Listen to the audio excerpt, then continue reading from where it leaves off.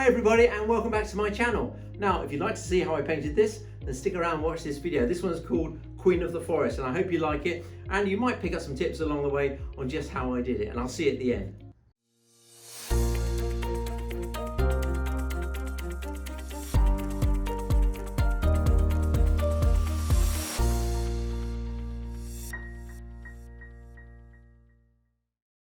So let's get started. I'm just going to cover the board here with some burnt umber, that's basically brown, and some thinners. Make sure that tiger and all the black you put down very thinly is dry, otherwise you're going to rub it off, which would be a great shame. You're getting a right old mess. So I'm just literally just going to cover the whole board, and I've covered this on the channel, how to prep your board. So this is what we do, just to kill the white areas. Once again, to kill all the white areas around the tigress, I'm just going to paint some lamp black and some burnt umber. Very thin. I've got some lower to thinners in there, and again I've covered this before. Just get around the teeth, keep the shape of those incisors there, and doesn't matter if you go over the area, it doesn't matter, you can always rub it off anyway. But just getting the shape, and this shouldn't take very long at all. As you can see, just speeded this up. So cover the entire area, and I go around that tree as well, keep the shape of the tree, and I've covered that in burnt umber, as you can see, just brown, a little bit black down the middle. But we're going to work on that in a moment. And once again, it's a thinned paint as well. I'm just building it up. Same colours again, burnt umber and some black. And I may add a little bit of yellow ochre into there as well, just to give it a little bit of colour, as you'll see.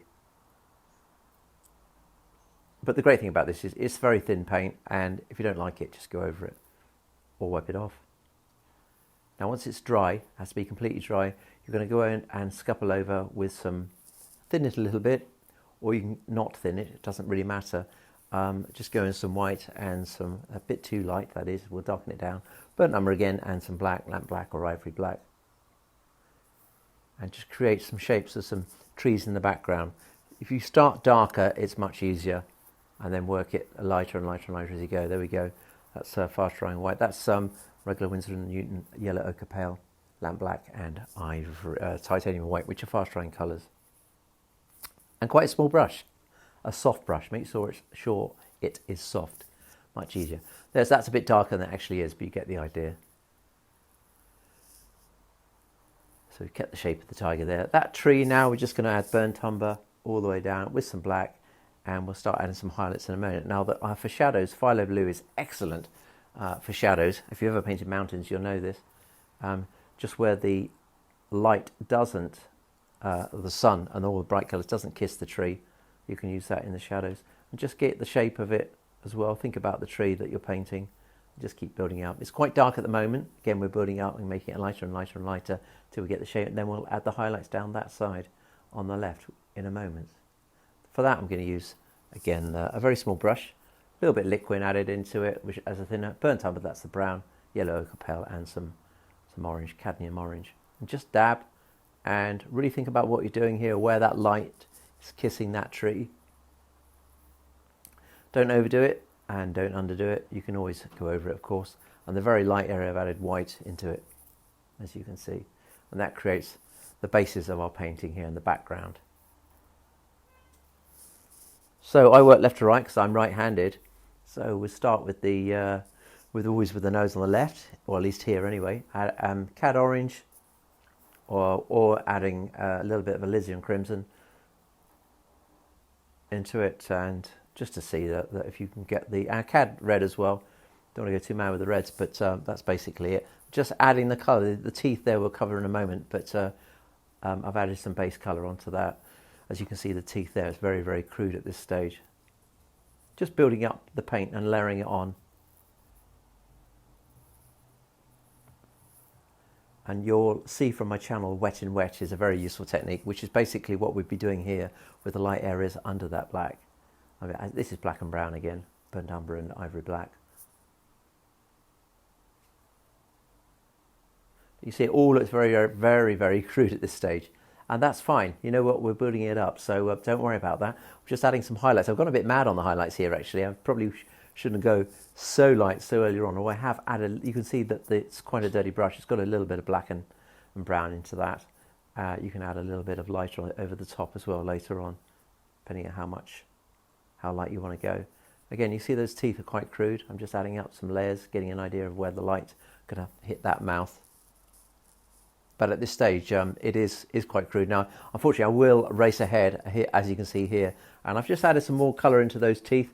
Again, just building it up, then let it dry, then come back to it, and come back to it, and come back to it. And just dabbing the colours in. These are the colours I've used for the fur. We've got white, we've got yellow ochre pale, some orange mixed with a white, cadmium orange, Windsor red, and burnt umber, and some black. It doesn't matter which black you use. Now, don't overuse that colour, that's Windsor red. But very useful. So here we're just using the wet and wet, and I've covered this in my channel quite a bit, on my channel I should say. This is just a bit of ivory black, white, and we're just mixing just to get that fur. And you can go darker to start with, and you can see on my channel how to paint fur. If you want to see this, so we'll just speed this up because you've probably seen it before. Now, I'm not covering all of this painting on this video because it would just take too long. This painting actually took me weeks to do, so I'm just building up the layers, layering over and over and over again until you get it as you want it, and then you're finally happy with it, or at least you think you are. So we're at that stage now where you can see I haven't added any of the light colour, but you're getting the general shape. Again, it's the same sort of colours as we're using for all of the fur, and we're just dabbing it on, dabbing it on. This is at the very, very early stage, quite a crude stage, but we're just building it up really, and dabbing it on like this. You can add a little bit of liquid into it as well to help the paint go on there, and it just smooths the flow as well. And you can still see the colours underneath it as well, which is quite nice. I haven't done the right side, I haven't built up any colours on that yet. And this is basically what you're doing. You're going to do this over the whole tiger. I'm not painting for hair as such on this, I'm creating an effect, which is quite nice, a little bit different to do this. And I'll use some burnt umber and black underneath that brush there, just to get a nice soft edge. A slightly more burnt umber as well. I don't want the orange to turn green there. So I'm just adding some highlights. And we do that all the way along the top of the cat as well. I'm just putting there's a flat brush now. I've just sticking some hair up. Same colours, same palette. Again, this is at the very early stage of the painting. Now I've rushed to the final image, as you can see here. Literally just built it up over a couple of weeks actually. You can darken it, you can highlight it, and you can glaze it, just like I've shown you on the channel on other programs here. So if you need to know how to do that, then please do check out the other stuff on my channel. And literally just gone in with a little brush, add some highlights under its chin with some, experimented with the colours, and especially with the colours in the shadow as well. Bit of experimentation there, and you can glaze away. Added a bit more highlights to the tree, a bit more colour to the background, and you just keep going. And in the very end, the very last thing I did was to add the breath of the tigress with just a dry brush with a tiny little bit of liquid and some white and some black, but a tiny amount, and hardly any paint on that brush. Very, very easy, but very, very effective. And in fact, I wasn't going to do it. It's only towards the end of the painting I realised that it needed it, and I thought it would help. I also add some highlights around the front of the face, and of course on the fangs. I have added a little drop of saliva on the top of the incisors, just coming down there. I thought that was quite nice as well. And glazed away and highlighted and kept going and kept going and kept going. And literally taken another 2 weeks. So too much to show you all, but you'll get the general idea. And of course, don't forget to sign it when you've finished. And there you go. Told you it was easy, didn't I? Now, I hope you like this painting as much as I do. It's Queen of the Forest. You know what? I wouldn't mind this on my wall. Genuinely wouldn't. And if you'd like it on your wall, then please do get in touch. Now, lots and lots of tips on the rest of my channel. How to paint fur, how to paint ice, that sort of thing. Hopefully you learned something on the way, on the journey of me painting this painting. I'm very, very pleased with the result. And don't forget to like and subscribe. It really helps the channel along. Thanks so much, and we'll see you on the next one. Bye for now.